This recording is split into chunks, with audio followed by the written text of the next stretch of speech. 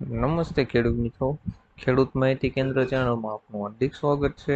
ખેડૂત મિત્રો, આજે આપણે જોવાના છે અંબાલાલ પટેલે ઓગસ્ટ મહિનાની કરી આગાહી. હવામાન નિષ્ણાત અંબાલાલ પટેલે કહ્યું છે કે 7મી ઓગસ્ટે બનાવનારી સિસ્ટમ ગુજરાતમાં વરસાદ લાવશે. પશ્ચિમ સૌરાષ્ટ્રમાં લો પ્રેશરના કારણે ભારે વરસાદની શક્યતા છે, તો જૂનાગઢ તેમજ અમરેલીના ભાગોમાં પણ વરસાદ પડી શકે છે. આ ઉપરાંત સૌરાષ્ટ્ર ઝોનમાં બોટાદ, સાવરકુંડલાના ભાગોમાં હળવાથી મધ્ય વરસાદની શક્યતાઓ છે. તેમાં દક્ષિણ ગુજરાતમાં ભારેથી અતિભારે વરસાદ થતા પૂરની સ્થિતિ પણ બની શકે છે. પંચમહાલના ભાગોમાં ભારે વરસાદ થઈ શકે છે. ભરૂચ, વડોદરામાં પણ ભારે વરસાદની સંભાવના છે, તો અમદાવાદ અને ગાંધીનગરથી સાથે બનાસકાંઠા અને સાબરકાંઠા અને બનાસકાંઠામાં પણ વરસાદ પડી શકે છે. ઉત્તર ગુજરાત અને કચ્છના આગામી દિવસોમાં ભારે વરસાદ ખાબકી શકે છે. ગુજરાત સરકારનો મોટો નિર્ણય. મધ્યપ્રદેશ, ઉત્તર પ્રદેશ અને રાજસ્થાન, છત્તીસગઢ, ઓડિશા અને ગુજરાતની સરકારોએ રાજ્ય પોલીસ ભરતીમાં અગ્નિવીર માટે અનામતની જાહેરાત કરી છે. આ જાહેરાત મુજબ 17 જુલાઈએ હરિયાણા અને 22 જુલાઈએ ઉત્તરાખંડ સરકારે પણ અગ્નિવીરોને 10% અનામત આપવાની જાહેરાત કરી છે. તો કેન્દ્રીય મંત્રીએ બીએસએફ, સીઆરપીએફ, આઈટીબીપી, એસએસબી અને સીઆઈએસએફમાં અગ્નિવીરોને 10% અનામત આપવાની પણ જાહેરાત કરી છે.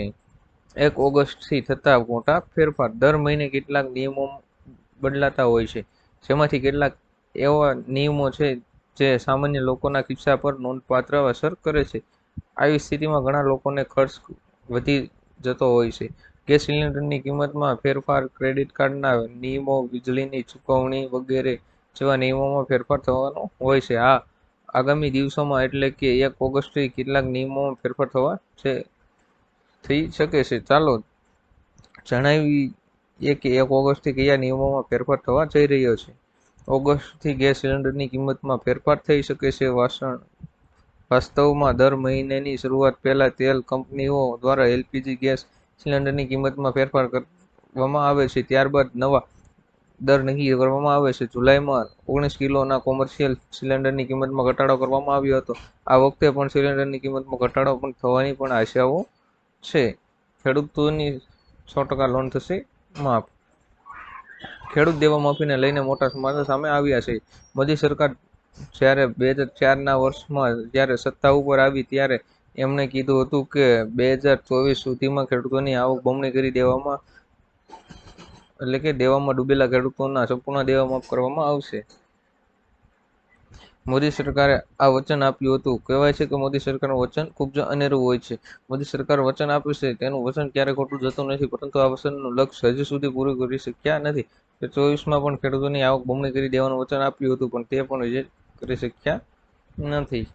જનધન ખાતામાં આવશે પૈસા. કેન્દ્ર સરકાર દેશવાસીઓને આર્થિક રીતે સક્ષમ બનાવવા માટે અનેક યોજનાઓ ચલાવી રહી છે, જેમાં મોદી સરકારે વર્ષ 2014માં પ્રધાનમંત્રી જન ધન યોજના શરૂ કરી હતી. આ યોજના દેશવાસીઓને બેન્કિંગ સિસ્ટમ સાથે જોડવાના ઉદ્દેશ્ય સાથે તેમજ સંસ્થાકીય નાણાકીય સેવાઓનો લાભ આપવાના ઉદ્દેશ્યથી શરૂ કરવામાં હતી. જન ધન યોજના હેઠળ તમે ઝીરો બેલેન્સ બેંક એકાઉન્ટ ખોલાવી શકો છો. પ્રધાનમંત્રી જન ધન યોજનામાં સૌથી વિશેષ સુવિધા એ છે કે જેમણે જનધનમાં ખાતું ખોલાવ્યું છે તેમને ઝીરો બેલેન્સ એકાઉન્ટ પર 10,000 રૂપિયા સુધીની લોનની સુવિધા આપવામાં આવે છે, જેને ઓવરડ્રાફ્ટ સુવિધા કહેવામાં આવે છે. આ એક પ્રકારની લોન સુવિધા જ છે, જેમાં તમારા ખાતામાં બેલેન્સ ન હોવા છતાં પણ તમે આ સ્કીમ હેઠળ 10,000 સુધીની લોન માટે અરજી કરી શકો છો. જ્યારે આ સિવાય જનધન યોજના હેઠળ અકસ્માત વીમો પણ આપવામાં આવે છે. વિદ્યાર્થીઓને દર મહિને 3,000 રૂપિયા સહાય. જો તમે પણ 12 પાસ થવો તો સરકાર આપશે તમને ₹3,000ની સહાય. આ યોજનાનો લાભ લેવા માટે વિડીયોને અંત સુધી જોતા રહેજો અને તમામ મિત્રોનો ઓર કરવાનું ના ભૂલતા. રોજગાર સંગમ સહાય યોજના અંતર્ગત દરેક વિદ્યાર્થી, પુરુષ અને સ્ત્રી બંનેને દર મહિને 3,000 રૂપિયાની સહાય આપવામાં આવે છે. જ્યારે આ સહાય યોજનાનો લાભ લેવા માટે તમારી વાર્ષિક આવક 4 લાખ રૂપિયાથી ઓછી હોવી જોઈએ. તમારા ઘરમાં કોઈ સરકારી નોકરી ન હોવી જોઈએ. અને 12 પાસ હોવા જોઈએ. જ્યારે આ યોજનાનો લાભ લેવા માટે તમારે એક ઓનલાઈન ફોર્મ ભરવાનું હોય છે. આજના સોના ચાંદીના ભાવ. 22 કેરેટ 10 ગ્રામ સોનાના ભાવમાં 200 રૂપિયાનો વધારો થયો. તે સાથે નવો ભાવ 63,300 રૂપિયા થયો છે, જ્યારે ગઈકાલે તેનો ભાવ 63,050 રૂપિયા હતો. 24 કેરેટ 10 ગ્રામ સોનાના ભાવમાં 270 રૂપિયાનો વધારો થયો. તે સાથે નવો ભાવ 69,050 રૂપિયા થયો છે, જ્યારે ગઈકાલે તેનો ભાવ 68,780 રૂપિયા હતો. તેમજ આજે ચાંદીના ભાવમાં 1200નો ઘટાડો થયો. તે સાથે નવો ભાવ ચાંદીનો 82,000 રૂપિયા થયો છે. આજના સૌથી મોટા ખેડૂત સમાચાર. રાજકોટ માર્કેટ યાર્ડમાં પીળા ચણા સહિતના પાક, મગફળી, લાલ મરચા આવક થઈ રહી છે. યાર્ડમાં આજે પીળા ચણાની મબલક આવક થઈ હતી. ખેડૂતોને સારા ભાવ મળતા હોવાથી ખેડૂતોને ખુશી જોવા મળી હતી. માર્કેટ યાર્ડમાં આજે પીળા ચણા અને મગફળીની ઢગલા મોટી આવક થઈ હતી. વહેલી સવારથી જ માર્કેટ યાર્ડમાં બહાર વાહનોની લાંબી લાઈનો જોવા મળી રહી છે. રાજ્યે સૌથી વધારે પીળા ચણાની આવક થઈ હતી. પીળા ચણાની યાર્ડમાં 9,000 ક્વિન્ટલ આવક થઈ હતી. આ પીળા ચણાનો એક મણનો ભાવ 1,085 થી 1,220 રૂપિયા સુધીના જોવા મળ્યા હતા.